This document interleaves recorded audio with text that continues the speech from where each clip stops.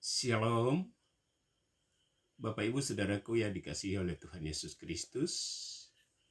Dengan penuh sukacita kita memasuki bulan November ini untuk membaca dan merenungkan firman Tuhan. Firman Tuhan pada minggu ini terdapat dalam kitab Kisah Para Rasul pasal 9 ayat 1 sampai ayat yang ke-19a. Dan saya akan membacakan ayatnya yang ketiga sampai ayat yang ke-6 yang merupakan peristiwa luar biasa perjumpaan Saulus dengan Tuhan Yesus. Firman Tuhan.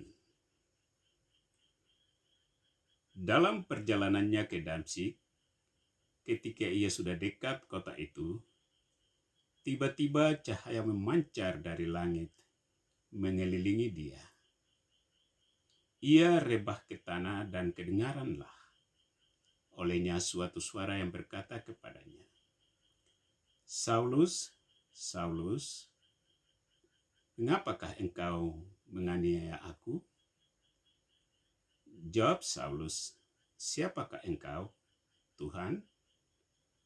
Katanya, "Akulah Yesus yang kau aniaya itu. Tetapi bangunlah dan pergilah ke dalam kota. Di sana akan dikatakan kepadamu apa yang harus kau perbuat." Demikian pembacaan firman Tuhan. Tema untuk perenungan firman Tuhan di hari ini adalah diubah menjadi alat kesaksian bagi bangsa-bangsa. Bapak Ibu Saudaraku yang dikasihi oleh Tuhan Yesus Kristus, fanatisme adalah sikap seseorang yang memiliki keyakinan yang terlalu kuat terhadap suatu hal, seperti agama, politik, suku, budaya, atau terhadap tokoh tertentu. Sehingga ia akan terobsesi dengan keyakinannya untuk melakukan tindakan-tindakan yang dianggap benar menurut pandangan atau pola pikirnya. Saulus dengan sikap fanatik akan keyakinannya yang dianggap lebih unggul dari kepercayaan lain dapat diubah oleh Kristus menjadi alat kesaksiannya bagi segala bangsa.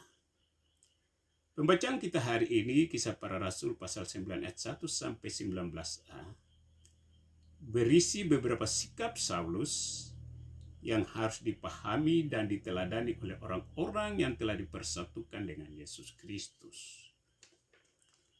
Sikap yang pertama adalah sikap Saulus terhadap orang-orang Kristen, ayat 1 dan 2.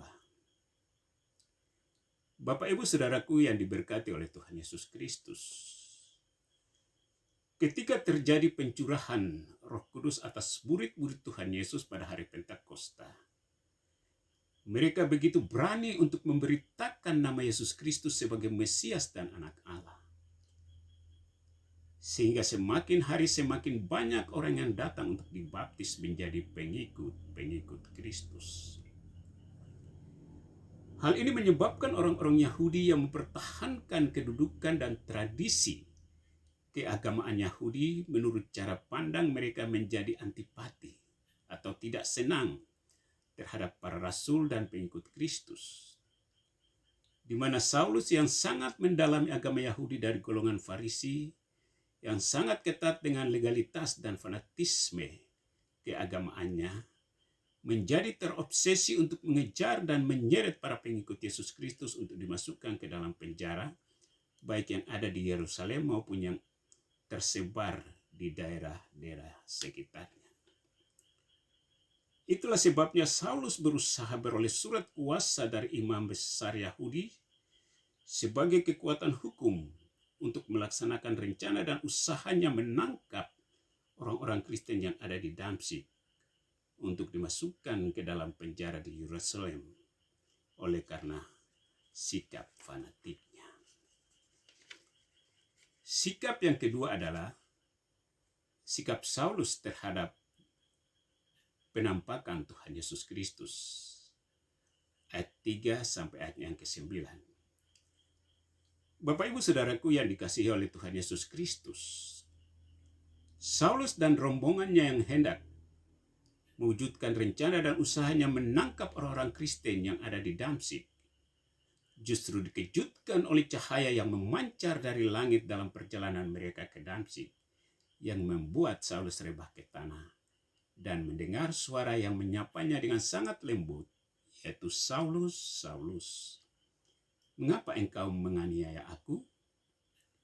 Saulus pun merespon dengan bertanya, apakah suara itu adalah suara Tuhan?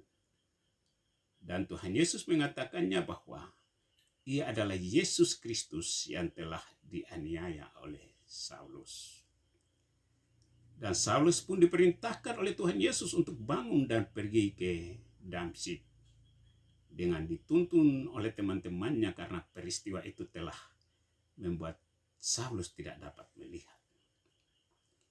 Saulus yang tadinya hatinya berkobar-kobar untuk mengejar dan menangkap para pengikut Kristus, akhirnya hanya berdiam diri di Damsyik untuk merenungi keadaan yang sedang dialaminya. Sikap yang ketiga adalah sikap Saulus terhadap pemulihan yang dialaminya. Ayat 10 sampai ayat yang ke-19. Bapak Ibu Saudaraku yang diberkati oleh Tuhan Yesus Kristus, Saulus yang tidak dapat berbuat apa-apa lagi oleh karena kondisi yang dialaminya, akhirnya dipulihkan oleh Tuhan Yesus lewat hambanya atau muridnya, yaitu Ananias. Namun Ananias sedikit berdalih tentang tindakan-tindakan Saulus sebelumnya yang memusuhi pengikut-pengikut Kristus.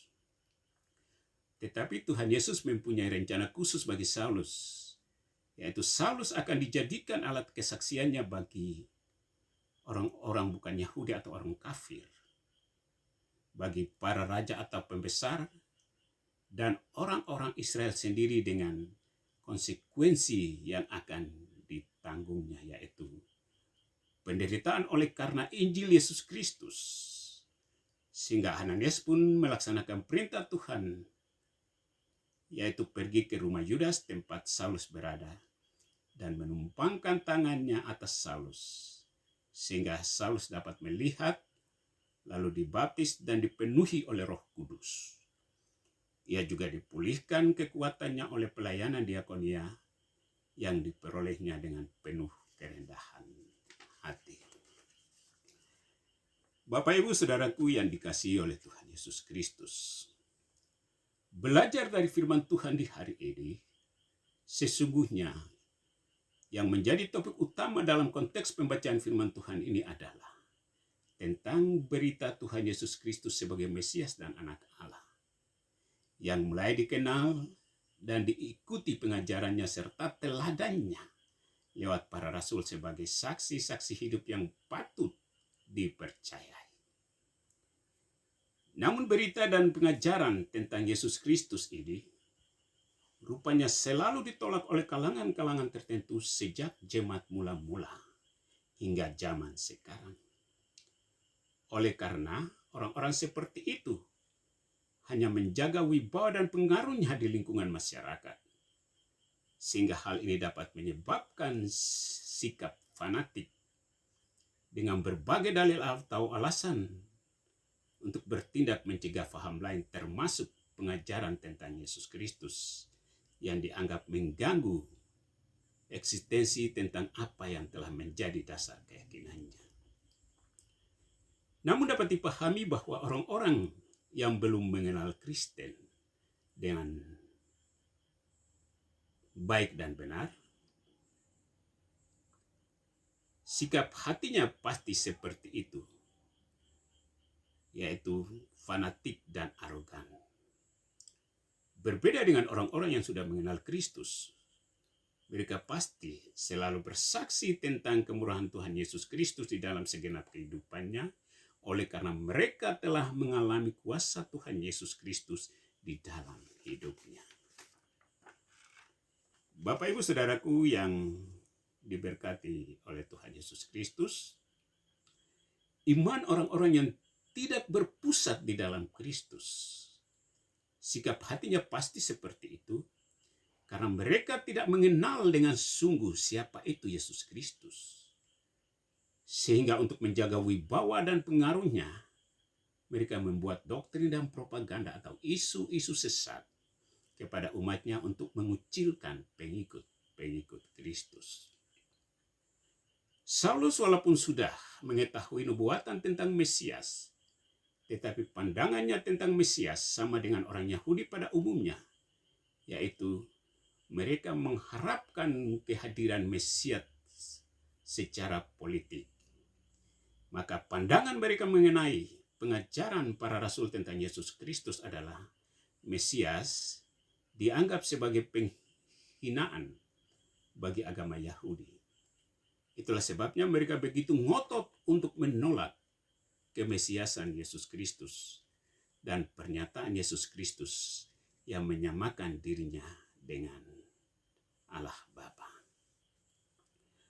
Hal-hal seperti pemahaman-pemahaman di luar Kristen dan cara pandang orang-orang Yahudi yang diwakili oleh Saulus pada abad pertama tidak menutup kemungkinan terjadi dalam diri kalangan kita sendiri orang-orang Kristen. Oleh karena pendapat dan pola pikir yang berbeda satu sama yang lain, sehingga dapat menghambat persekutuan, pelayanan, dan kesaksian sebagai tugas panggilan gereja. Namun jikalau itu terjadi dalam kalangan orang-orang Kristen, jangan membiarkan itu menyebar menjadi luas, sebab Tuhan pasti akan sedih dan marah, sehingga harus disingkirkan dalam bergereja. Untuk itulah, mari kita melihat sejauh mana kita telah mengenal Kristus. Bapak Ibu Saudaraku yang diberkati oleh Tuhan Yesus Kristus. Orang-orang yang telah mengenal Kristus dengan baik dan benar pasti memiliki sifat-sifat Kristus, yaitu penuh kasih, murah hati, adil, lembut hati, tidak membalas kejahatan dengan kejahatan, dan tidak bersikap fanatik dan tidak arogan. Orang-orang yang telah mengenal Kristus dengan sungguh pasti bertobat dari sikap hati dan perbuatannya yang menentang Kristus, lalu berserah diri dipimpin Roh Kudus untuk menjalani kehidupannya.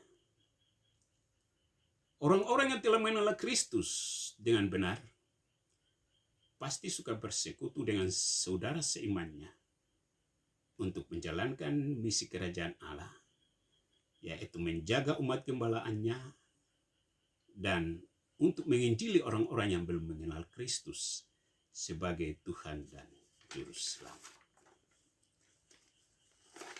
Orang-orang yang mengenal Kristus dengan baik dan benar pasti mengalami penolakan dan pengucilan dari dunia ini karena gambar Kristus dalam dirinya. Itulah konsekuensi yang harus ditanggung, namun tidak perlu khawatir dan takut.